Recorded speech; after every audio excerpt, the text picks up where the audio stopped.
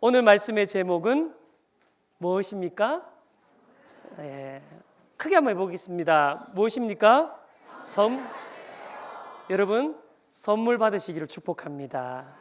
이 제목 그대로 선물 받은 하나의 영상을 먼저 말씀을 시작하며 보도록 하겠습니다.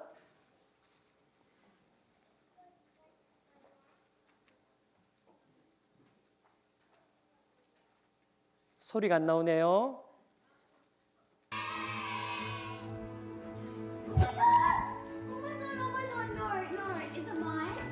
Yes. Oh my god. It's biscuit.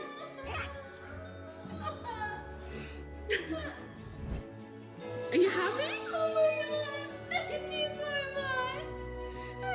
Oh my god. Thank you so much. Thank you. Hi, biscuit. 예, 여러분. 이 조그만 아이는 예완견을 보고 저렇게 울 정도로 감격을 하고 있습니다. 예, 여러분은 어떤 선물 받으면 기분이 좋으시고 또 기억에 남았습니까? 어떤 선물 받았을 때 참 소중했다라고 여겨졌습니까? 아마 살아오면서 저도 그렇고 여러분도 그렇고 그런 선물 한두 가지 정도는 있을 것이라고 생각됩니다. 그 선물, 그게 무엇이든지 어떤 선물 받으며 살아왔든지 간에 우리 인생에 가장 중요하고도 바꿀 수 없고 비교할 수 없는 선물이 있다면 뭐겠습니까? 우리가 예수님을 알게 됐고 예수님을 믿게 됐고 예수님과 동행하게 됐다는 이 사실, 그 예수님보다 더 중요하지 않은 뭐 선물 없겠죠. 예수님이 가장 우리에게 중요한 선물인 줄로 믿습니다. 그래서 오늘을 지키는 겁니다. 여러분, 우리가 기억하고 있지요? 예수님이 이 땅에 오셨습니다. 우리로 보기엔 이건 감격스러운 일입니다, 여러분. 정말 기쁜 날입니다. 정말 소중한 날입니다. 근데 하나님 입장에서 한번 보십시오. 하나님 입장에서 보면 이건 어떻겠습니까? 요한복음 1장 14절에 보면요, 말씀이 육신이 되었다라는 겁니다. 근데 말씀이 육신이 되어라고 할 때 이 되어가 보통 에게네토라는 단어입니다. 에게네토. 이게 뭐냐? 형질이 완전 바뀐다는, 형질이 그런 뜻이에요. 형질이 바뀐다. 이게 무슨 말이냐? 완전 달라진다는 거예요. 여러분, 성경의 예를 들어 보겠습니다. 성경에서 물이 변해서 뭐가 됐습니까? 포도주가 됐죠. 뭡니까? 형질이 완전 바뀐 겁니다. 다시 말하면 예수님이 이 땅에 오셨다는 건 하나님이신 그분이 완전하게 형질이 바뀌어서 인간이 되었다는 겁니다. 여러분, 이게 얼마나 그분의 입장에서 본다면, 하나님의 입장에서 보면 답답한 일입니까? 창조주이신 그분이 인간의 몸을 입으신 겁니다. 이건요, 엄청난 희생이고 엄청난 고통이고요, 사실은 엄청난 한계 스스로 갇히시는 겁니다. 그럼에도 불구하고 꼭 그렇게 하실 수밖에 없는 이유가 있었다는 거예요. 저는 그걸 오늘 제가 말씀을 길게 전할 수 있는 시간은 아니기 때문에 간단하게 한 3가지 정도의 이유가 있다고 생각합니다. 특별히 그렇게 형질이 바뀌실 정도로 우리에게 이 땅에 오신 모습을 보이시는 이유 3가지의 선물이 있다고 생각합니다. 첫 번째는 뭐냐? 바로 하나님의 신비가 담긴 선물을 우리 주님은 주기를 원하셨다는 겁니다. 자, 1장 18절 합독합니다. 시작. 예수 그리스도의 나심은 이러하니라. 그의 어머니 마리아가 요셉과 약혼하고 동거하기 전에 성령으로 잉태된 것이 나타났더니. 무엇으로 잉태되었다고요? 성령으로 잉태됐다. 여러분, 이건 우리가 너무나도 잘 알고 이제 성탄절이 되었으면 한 번쯤 듣고 넘어가는 이야기입니다. 남자와 여자의 결합이 아닙니다. 이건 하나님이 하늘의 씨앗으로 특별하게 허락하신 그 방법으로 이루어진 잉태였다라고 그렇게 말하고 있습니다. 다시 말하면요, 이건 인간의 생각을 뛰어넘는 신비의 차원이다라고 말할 수 있겠죠. 여러분, 신앙 안에는 논리가 있습니다. 없는 건 아닙니다. 신앙 안에는 이성도 있습니다. 이성. 그러나 신앙 안에는 신비도 있습니다. 우리가 다 헤아릴 수 없는 하나님의 아주 특별한 신비와 기적이 존재하는 게 바로 신앙이다라고 말할 수 있는 거죠. 여러분, 보통요, 좀 이상한 생각하는 사람들, 이상한 신앙을 가진 사람들은 이 신비를 자꾸 빼려고 합니다. 흔히 이걸 자유주의 신학이라고 부르기도 합니다. 제가 오늘 그 얘기를 하려고 하는 건 아닙니다. 근데 신앙 안에서 이 신비를 빼고 나면 어떻게 됩니까? 신앙의 매력이 없어집니다. 신앙이요, 능력이 사라집니다. 우리에게는 하나님의 신비가 있다는 거예요. 이걸 제가 얘기하는 게 아닙니다. 하나님의 사람들이 계속 얘기한 겁니다. 여러분, 먼저 로마서 11장 25절 말씀 같이 한번 봅니다. 시작. 형제들아, 너희가 스스로 지혜있다면서 이 신비를 너희가 모르기를 내가 원하지 아니하노니 이 신비는 이방인의 충만한 수가 들어오기까지 이스라엘의 더러는 우둔하게 된. 뭘 모르기를 원치 않는다고요? 신비를 모르기를 원치 않는데요. 특별히 여기는 구원에 관련된, 이방인의 구원, 이스라엘의 구원에 관련된 하나님의 특별한 신비의 계획이 있다는 거예요. 이거 모르고 넘어가지 말라는 거예요. 여러분, 이 신비가요, 헬러 단어로 뭐냐면 미스테리온입니다. 미스테리온. 근데 이거랑 비슷한 영어가 하나 있죠. 우리가 자주 씁니다. 미스테리. 이 미스테리가 뭡니까? 신비, 수수께끼라고 말할 때 미스테리라고 쓰잖아요. 이 단어가 어디서 왔냐? 바로 이 미스테리온이라는 단어에서 온 겁니다. 다시 말하면 신앙의 특징이 뭐냐? 우리가 다 이해할 수 없는, 우리가 다 알 수 없는 신비가 반드시 존재하고 있다는 거예요. 인간의 머리를 넘어서는, 이성과 논리를 넘어서는 이 신비가 있는데 이거를 붙들고 이걸 받아들이는 게 너무너무 중요하다는 거예요. 키에르케고르라는 아주 유명한 신학적 철학자가 있습니다. 이 사람이 이런 말을 했습니다. 이해할 수 없는 것들이 있다는 것을 이해하는 것이 인간의 이해력의 의무이다. 이해할 수 없다는, 우리가 이해할 수 없는 부분이 있다는 거예요. 그걸 내가 받아들이고 이해하는 거에 인간이 해야 될 도리라고 하는 겁니다. 자, 여러분, 그런 측면에서 우리에게 필요한 게 뭐겠습니까? 하나님이 행하시는 일 중에는 내가 이해할 수 있는 것도 있고 이해할 수 없는 것도 있다는 걸 받아들이는 겁니다. 여러분, 제가요 이전에 신학교 처음 입학을 해가지고 신학 공부를 하니까 깨달아지는 게 많더라고요. 막 자신감이 생기더라고요. 그래서 교회만 갔다 하면요, 뭐든지 내게 다 물어봐라, 신앙에 대해서 내가 다 가르쳐 주리라, 이러면서 답을 늘 해줬습니다. 그래가지고 자신감에 충만해 살았던 시간들이 있습니다.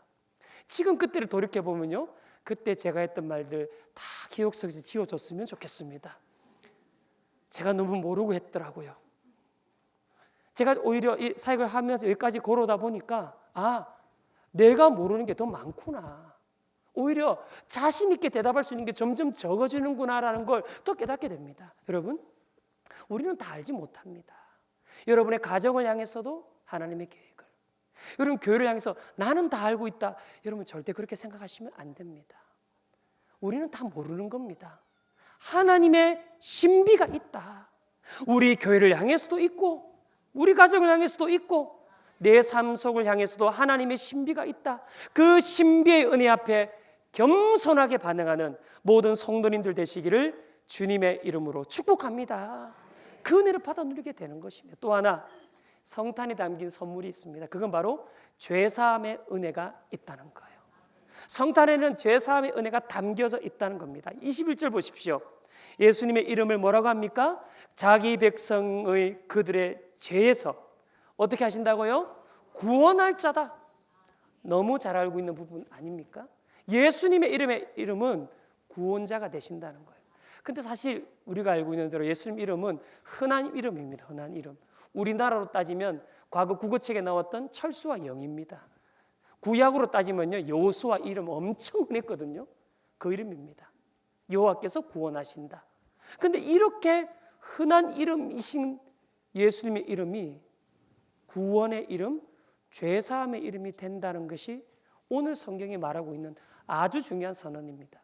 여러분, 마태복음 1장 가보시면요, 마태복음 1장에 1장 1절부터 17절까지 가면 족보가 있습니다. 족보, 예수님의 족보. 근데 예수님의 족보에 아주 다양한 특징들이 있는데 그 중에 아주 중요한 특징 하나가 뭐냐? 아무것도 안 숨긴다는 거예요. 있는 그대로 다 얘기합니다. 예를 들면 시아버지와 부적절한 관계를 맺었던 다말의 이름 그대로 있습니다. 기생 라합의 이름도 있습니다. 밧세바의 이름 어떤 이름인지 아시죠? 그 이름도 있습니다. 심지어 악한 왕이었던 르호보암의 이름도 그대로 있습니다. 아무것도 안 숨겨요. 왜 그렇게 하시는 겁니까 도대체? 왜 숨기지 않는 겁니까? 이유가 있죠. 예수님의 이름은, 예수님의 피는 그들이 흘러내려왔던 모든 죄를 다 씻어내고도 남음이 있다는 것입니다. 예수님의 이름은 모든 죄를 덮고도 남음이 있는 이름이다. 그 예수님의 족보 안에는 인간의 죄의 역사가 분명 있지만 예수님의 하늘의 족보, 은혜의 족보 안에는 하나님의 영광이 가득 담겨져 있다. 우리가 이것을 믿고 고백하고 있는 줄로 믿습니다. 그게 바로 성탄절입니다. 여러분, 성탄절 25일 바로 전 24일 밤, 성탄 전의 밤을 보내는 교회도 있고 우리 교회처럼 오후 예배 때 보내는 밤도 있습니다. 여러분, 왜 그렇게 합니까? 이번에 보니까 정말로 열심히 준비하셨더라고요. 태권무도 여러분 보셨어야 되는데 다 보셨습니까? 양복 입은 선생님이 태권무를 하시는데 얼마나 열심히 하시는지, 양복 입고 태권도 하는 건 처음 봤습니다. 그때 여러분, 전야제 하면서요 지쳐갖고 정작 이날 못 오는 경우도 있습니다. 그래도 전야제 절대로 교회에서 빠지지 않습니다. 왜 그렇습니까? 25일 이날이 되면 죄에서 승리하신 주님이 우리를 기다리고 있으니 우리는 이미 기뻐하는 겁니다. 이미 즐거워하는 겁니다. 이미 선포하는 겁니다. 예수님의 피는 모든 죄를 용서하는 피다. 우리의 모든 묶임에서 자유케 하는 피다. 이것을 고백하는 우리의 신앙 고백이 여기에 있는 줄로 믿습니다. 이걸 선포하는 삶이 우리의 삶인 줄로 믿습니다. 또 하나, 이 성탄에는 또 하나의 선물이 있습니다. 그건 바로 임마누엘의 은혜가 담겨져 있죠. 23절은 같이 한번 합독합니다. 시작. 보라, 처녀가 잉태하여 아들을 낳을 것이요 그 이름은 임마누엘이라 하리라 하셨으니 이를 번역한즉 하나님이 우리와 함께 계시다 함이라. 임마누엘, 성경에 등장하는 여호와 샬롬, 여호와 니시 승리, 여호와 이레 준비하신 하나님 이름을 다 합쳐서 하나로 만들라고 한다면 저는 그 이름을 임마누엘이라고 하겠습니다. 왜요? 임, 함께 하신다. 마누, 우리와, 엘, 하나님. 하나님이 우리와 함께 하시는데 뭐가 문제가 되겠습니까? 하나님이 우리와 함께 하시는데 다른 기준이 왜 없습니까? 여러분, 임마누엘은 인생의 기준입니다. 여러분, 하나님이 함께 하실 수 없다. 그게 뭡니까? 그걸 죄라고 부르는 건 아닙니까? 하나님이 함께 하실 수 없고 기도하며 할 수 없는 거, 그건 죄입니다. 하나님이 함께 하실 수 있는 일들은 다 복이 되는 줄로 믿습니다. 우리가 신앙생활 하다 보면요 자주 듣는 말이 있죠. 고난이 축복이다. 고난은 축복이 된다. 이거요 생각보다 마음에 받아들이기 어렵습니다. 저도 마찬가지입니다. 잘 안 받아들여집니다. 그러나 분명한 것 한 가지, 고난이 축복이 되는 이유가 뭡니까? 임마누엘이 있기 때문입니다. 하나님이 임마누엘 하시면 고난이 고통으로 끝나지 않고, 아픔으로 끝나지 않고, 슬픔으로 끝나지 않고, 답답함으로 끝나지 않고, 바로 하나님이 주시는 반전의 은혜요, 하나님 주시는 회복의 은혜, 복이 되게 하신 은혜가 있는 줄로 믿습니다. 그게 임마누엘, 바로 그겁니다. 요셉이 보여주지 않습니까? 창세기 39장 보십시오. 다 시간상 설명할 수 없습니다. 간단합니다. 여러분이 아시는 대로 하나님이 요셉과 여호와가 요셉과 함께 하심으로 형통한 자. 3절, 그와 함께 하심을 보고 범사에 형통케. 21절, 요셉과 함께 하시고 은혜 받게 하시고. 23절, 여호와께서 요셉과 함께 하심으로 범사에 형통했다. 뭡니까 여러분? 다른 거 없습니다. 물론 요셉은 지혜롭게 행했습니다. 성실했습니다. 그러나 가장 뿌리는 임마누엘이었다는 것. 저는 하나님께서 오늘 우리에게 이 선물을 받으라 말씀하고 계시는 줄로 믿습니다. 이 선물 여러분 마음속에 받고 돌아가는 오늘 되시기를 축복합니다. 또 하나, 저는 하나님의 마음이 느껴지는 부분이 있습니다. 그건 이 선물을 혼자만 받지 말고 같이 받으라. 이 선물을 혼자만 열어보지 말고 옆에 사람이랑 같이 열어보라. 그래서 선물 받을 뿐만 아니라 선물 받으세요라고 말할 수 있는 사람이 되어라고 말씀한다고 생각합니다. 여러분, 말씀을 마무리하면서 짧은 뉴스를 하나 보고 말씀을 마무리하겠습니다. 자, 부탁합니다. 지난 10일 오후 4시 무렵 인천의 한 마트 식품 매장으로 가방을 맨 어린 아이와 한 남성이 걸어옵니다.